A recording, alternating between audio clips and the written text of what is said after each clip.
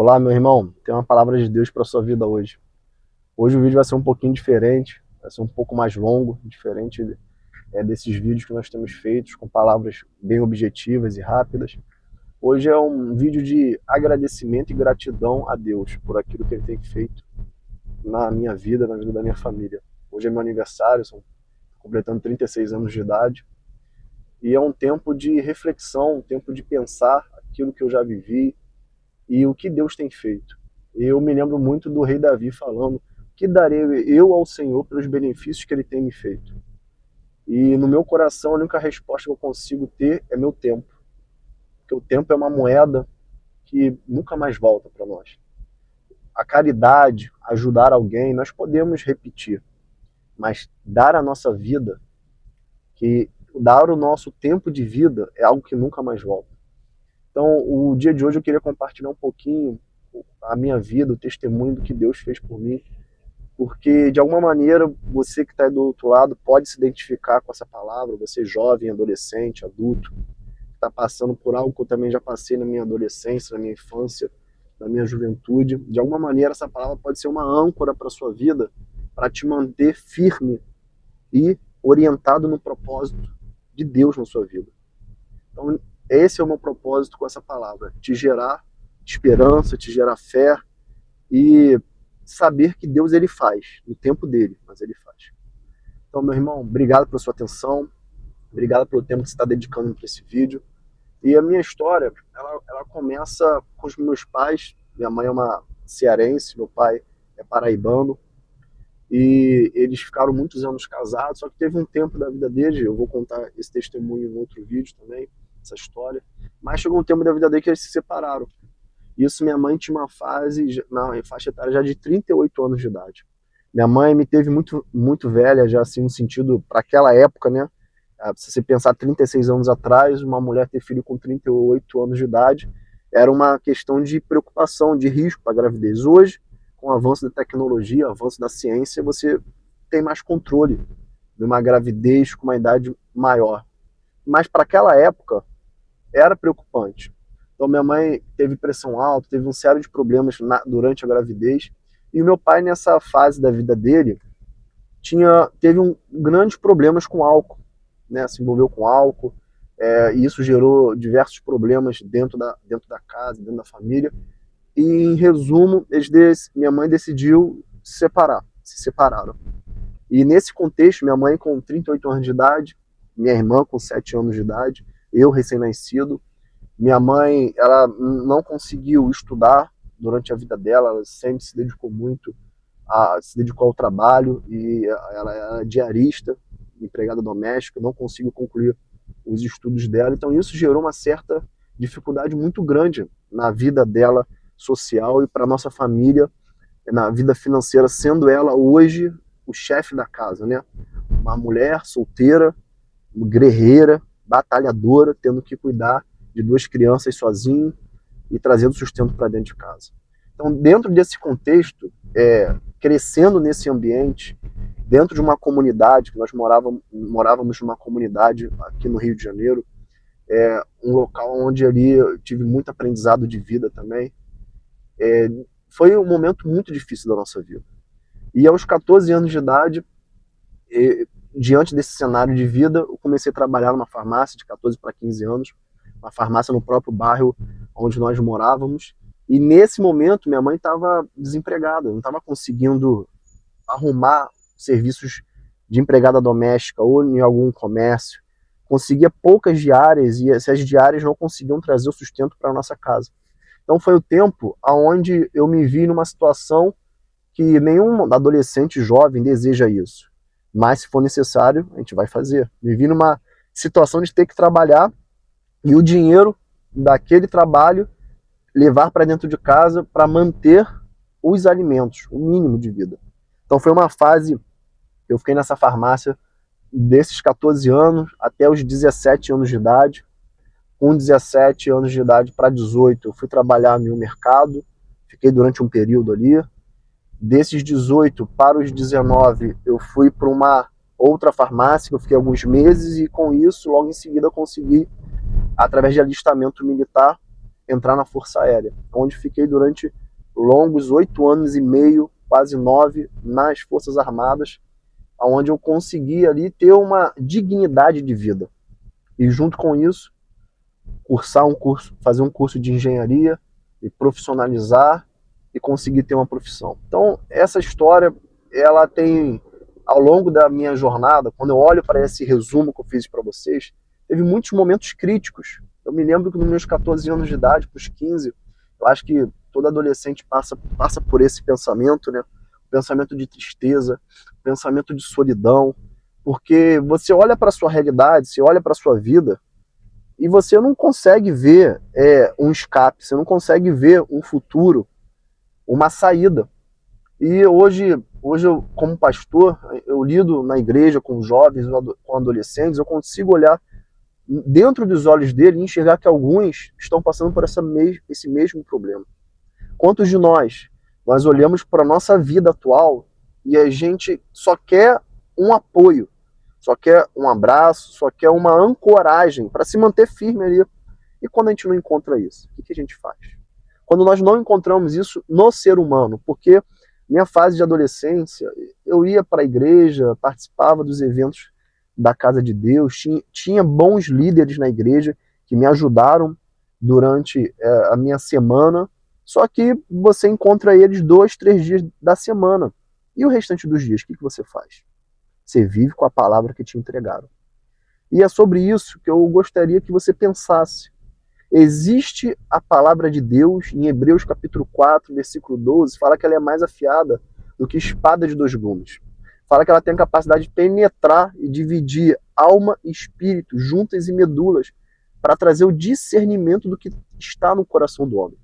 No primeiro momento, quando nós temos contato com a palavra de Deus, ela vai no nosso coração e ela tem um propósito de revelar aquilo que está dentro de nós, para que através da revelação do que está dentro de nós, nós possamos entender a direção que precisamos seguir. Meu irmão, o que importa na sua vida hoje não é o estado que você se encontra, não são as circunstâncias que você vive, é o que você tem plantado dentro do seu coração para conseguir germinar força, fé e sabedoria para o seu futuro. Eu me lembro que teve uma fase dos meus 16, teve momentos da minha vida que me marcaram muito. E um desses foi quando eu tinha por volta de 16 anos de idade, eu tinha uma folga na época da farmácia, eu era de menor, graças a Deus, uma época que se poderia trabalhar. Agradeço demais a oportunidade que eu tive nessa farmácia que eu trabalhei, aprendi muito ali, ganhava-se bem abaixo do piso salarial, mas o importante é que eu tive uma oportunidade de trabalhar mesmo sendo de menor. Isso que marcou minha vida e essa é a gratidão que eu tenho por aquele ambiente. E ali eu aprendi também muitas coisas sobre comércio. O início pode ser difícil, mas o seu final será grandioso. Então, nesse contexto, com 16 anos de idade, teve um momento da minha vida que eu me vi assim, desesperado. Eu me lembro que eu fui para um ambiente que se chamava Horto do Barreto, ali na Engenhoca, em Niterói, onde eu morava. Eu parei naquele ambiente de jardim, tipo um jardim botânico, né, com muitas árvores, flores. Como eu chorei. Chorei, desolado, abatido, porque todos nós queremos ter uma família funcional, uma família equilibrada. E eu ficava pensando, como adolescente, né, falei, cara, se meu pai tivesse aqui, né, talvez seria tudo diferente, se minha mãe tivesse um pouco mais de saúde, se a vida fosse assim, você começa a conjecturar, pensar, idealizar situações da sua vida para que a sua realidade fosse diferente. Porque ninguém deseja viver momentos de dor e angústia. Mas naquele contexto ali, sozinho, triste, chateado por outras coisas que tinham acontecido também, por palavras que você acaba escutando, que uma coisa é verdade, meu irmão, a sua caminhada normalmente vai ser muito sozinha. Muito sozinha. Mas Deus sempre colocará alguém para te ajudar e te apoiar. Você, na maioria dos seus dias, você vai caminhar, andar sozinho. Mas Deus vai botar alguém para te apoiar e te alimentar a sua fé e a sua esperança. Mas os dias da jornada você tem que entender. É você sozinho, meu irmão. É você que tem que caminhar, é você que tem que ir, é você que tem que levantar a cabeça, acreditar que vai ter um dia melhor E você só consegue fazer isso se tiver algo superior a você, que transcenda a sua carnalidade. Porque a nossa carnalidade, ela é incompleta, ela não tem plenitude. A plenitude que nós podemos ter somente é encontrada na palavra de Deus. Nós não encontramos plenitude na humanidade. Então, naquele momento que eu estava naquele horto do Barreto, sentado lá chorando, a palavra de Deus veio ao meu coração. E foi muito clara, foi como uma voz de uma pessoa falando no meu coração. Se acalma, só viva um dia de cada vez. O que você tem que fazer hoje? Você não está de folga? Dá uma caminhada, caminha por esse parque. À noite, vai ver sua namorada, porque nessa época eu já estava namorando a minha esposa hoje, estamos 20 anos juntos. E ali eu tinha uma rotina, regras na casa dela que eu tinha que cumprir. E graças a Deus, uma família de honra, uma família de respeito, onde o meu sogro ele impôs algumas condições e normal, como um namoro, um adolescente tem que ter regras. E o Espírito Santo falou no meu coração: vai ver sua namorada hoje à noite, beija ela, esteja com ela, volte para sua casa, faça o que tem que fazer e viva o dia de hoje. E aquela palavra tão simples, mas naquele dia eu escutei com o coração. E o que define a nossa vida é como nós vamos escutar as palavras que vêm na nossa existência. Muitas palavras nós só escutamos com o ouvido. Elas entram e saem. Mas tem dias que palavras nós escutamos com o coração. E essas palavras que a gente escuta com o coração marcam a nossa vida. Teve um outro episódio da minha jornada. Eu estava entregando remédio no Fonseca, em Niterói. Garoto, muito magro, eu tinha 65 quilos, já com 1,80 m. Eu sempre fui muito alto, né? Ali com 14, 15 anos eu já estava com 1,80 m, 65 quilos. Hoje eu sou calvo, mas eu tinha cabelo cheio de espinha no rosto. Nossa, tudo inflamado. Na época eu lembro que minha mãe conseguiu, através do sistema público de saúde, o SUS, o Roacutan para eu tomar. E graças a Deus que hoje no Brasil nós temos esse sistema público de saúde que auxilia muitas famílias, muito, isso é importante. Dá uma base para você crescer na vida, né? Para quem tem plano de saúde. Então, eu me lembro que eu fui entregar esse remédio no Fonseca e chegando lá, era a segunda vez que eu tinha estava entregando remédio nessa casa. A dona da casa ela veio com um DVD entregar na minha mão. Ela falou assim: olha, não estou te dando.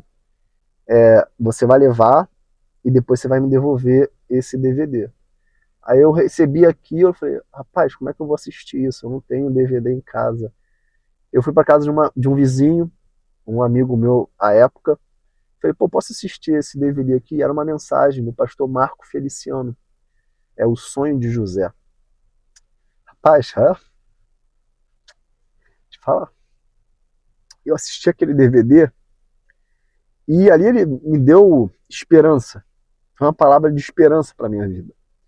No momento de desespero, assim, eu só pedalava. Só pedalava. Trabalhava, estudava numa escola pública estadual aqui em Niterói, muito boa na época, para mim, para minha realidade, que eu poderia ter acesso. E tem dias na sua vida que você não sabe mais o que fazer. Você vive igual um zumbi. Você só vive.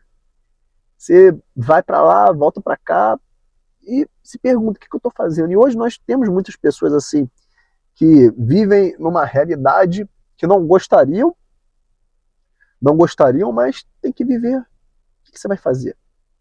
Então, naquele momento ali da minha adolescência, ela me deu aquele DVD, eu fui para casa desse vizinho, assisti e aquilo me deu esperança mais uma vez. Primeira palavra de Deus audível na minha vida foi naquele horto, naquele jardim botânico, né, assim se possamos falar. E a segundo momento foi esse DVD, O Sonho de José.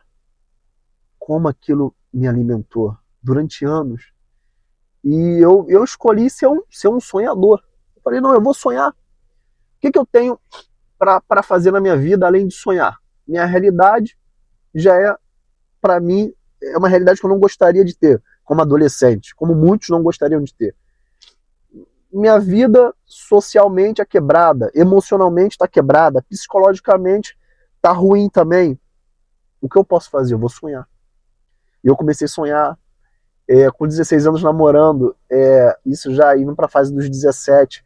Eu comecei a sonhar sobre uma casa, comecei a sonhar sobre um casamento, comecei a sonhar sobre filhos, sobre uma profissão. Eu me lembro que eu ganhei um capacete amarelo de presente. Minha esposa, ela fez um curso de segurança do trabalho como adolescente. Ela tinha um capacete amarelo. Eu falei, dá esse capacete para mim. Ela doou. E eu cheguei pro meu cunhado bem mais jovem do que eu. Falei, olha, um dia nós seremos engenheiros. Eu profetizo sobre esse capacete. E eu guardei aquele capacete. Eu levei aquele capacete para minha casa. Meu quarto era bem pequenininho, a parede toda mofada, porque tinha uma bomba em um dos becos, que aquela bomba jogava água para a parede e a água entrava, mofava o quarto inteiro, todo descascado, sem bolso, mas eu tinha um capacete amarelo lá. Eu olhava para aquele capacete amarelo e eu sonhava. E aquilo foi uma ancoragem que Deus trouxe para minha vida. Então, hoje, essa reflexão, independente de como você está vivendo, traga ancoragens da palavra de Deus para o seu coração. E viva um dia de cada vez com tranquilidade, com calma. Seja grato, não por aquilo que falta, não por aquilo que você quer receber, mas seja grato por aquilo que você está vivendo hoje. Porque cada dia da sua vida está construindo em você um caráter, está construindo em você uma mentalidade. Não é em vão cada momento seu. Aí você pode falar assim, Rafael, mas eu não gostaria de ter nascido dessa vida. Eu não gostaria de ter nascido com essa família. A gente não pode escolher a família que nasce. A gente não pode escolher nem o número do nosso CPF, o número da nossa identidade. A gente não pode escolher a realidade que nós nascemos. Mas nós podemos escolher a realidade que queremos ter. Nós podemos escolher a família que queremos criar. Nós podemos escolher a profissão que queremos exercer. Nós podemos escolher o ambiente que queremos viver. Isso nós podemos.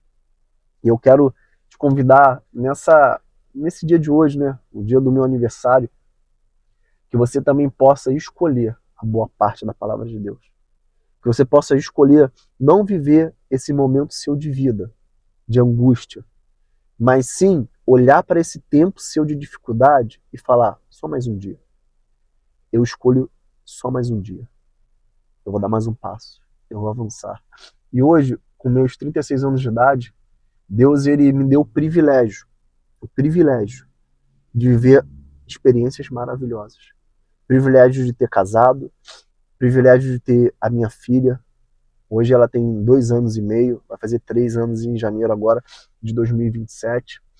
Me deu um privilégio de morar numa casa muito confortável. Me deu o privilégio de ter minha profissão. Deu o privilégio de eu ter pessoas ao meu lado maravilhosas que me ajudam, me orientam. Me deu o privilégio de ter um contexto profissional que me faz crescer sempre, com pessoas muito capacitadas. Privilégio, graça, favor imerecido. E é isso que eu quero que você pense no dia de hoje. Vai melhorar, as coisas vão avançar, o tempo vai passar e a sua vida vai ser transformada. E você vai olhar para trás e vai conseguir ter gratidão por tudo aquilo que Deus fez na sua vida. Honre seus pais, honre o ambiente que você vive, honre as pessoas que te ajudaram, seja grato e viva o dia de hoje, sem sofrer pelo dia de hoje, mas tendo fé no futuro, que a sua vida ela vai mudar. Fique em paz, que Deus te abençoe.